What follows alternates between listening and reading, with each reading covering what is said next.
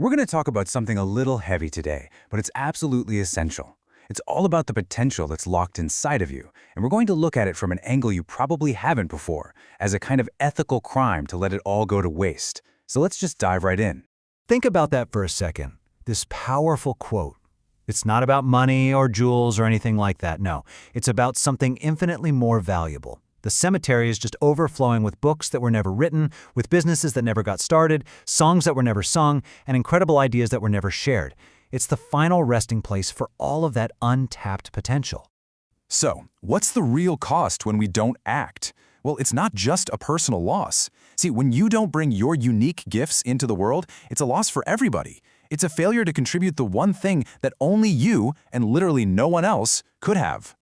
The source material for this paints a really chilling picture. I want you to just imagine this with me.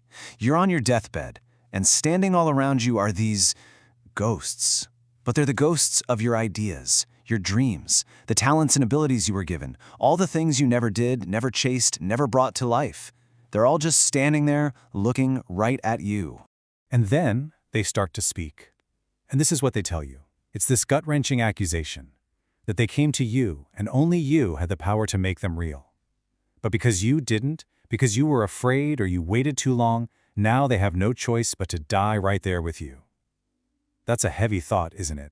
And that is exactly what we mean by a crime. You were born a total phenomenon with a unique DNA that will never, ever be repeated in the history of the universe. To waste that, to let all that potential just wither away, that's not just a shame. It's a profound violation of the one-of-a-kind opportunity you've been given.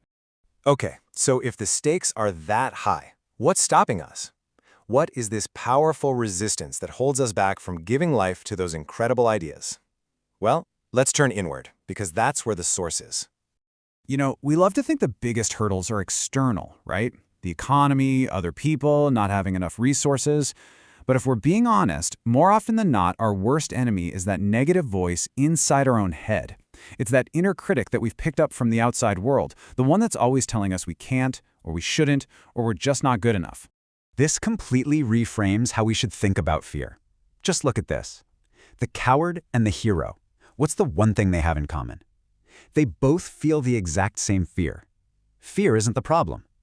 The only thing that separates them is how they respond to it. One runs from it. The other one feels it and acts anyway. And here's the huge paradox. The thing you're trying to avoid is the very thing that ends up controlling your entire life. Running from those tough conversations, from risk, from the possibility of failure, it doesn't make those things disappear. All it does is give them power over you, and it guarantees you stay stuck exactly where you are. So, if fear and avoidance are the enemies, what's our weapon? Well, spoiler alert, it is not motivation, it's discipline. This is all about building a system, not waiting for a feeling to strike. And this right here is the key difference. Motivation is a total myth. It's unreliable. It comes and goes. If you wait until you feel like it, you're going to spend your whole life waiting. Discipline, on the other hand, couldn't care less how you feel. It just shows up. It says, we're here to do the work. Period. This is where the real transformation happens. It's not in the big, flashy wins that everyone sees. No. It's in the quiet, consistent, totally unglamorous moments. It's the one workout, the one page you write, the one small step you take, day in and day out, especially on the days you don't feel like it. So how do you actually build this? Okay, first step, make it non-negotiable. You have to take the decision-making out of it. It's just what you do now, like brushing your teeth. Second, if a task feels huge and overwhelming, shrink it.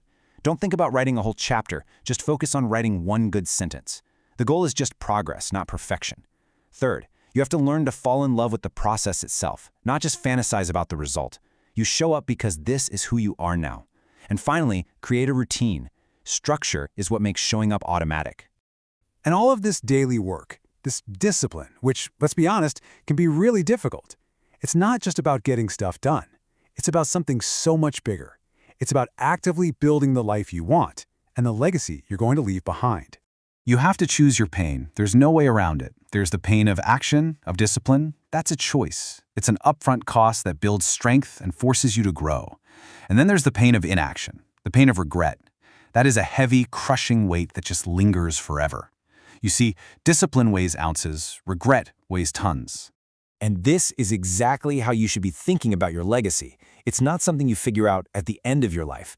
It's being built right now, every single day. Every choice you make, every disciplined action you take, it's another brick you are laying in the foundation of the person you are becoming.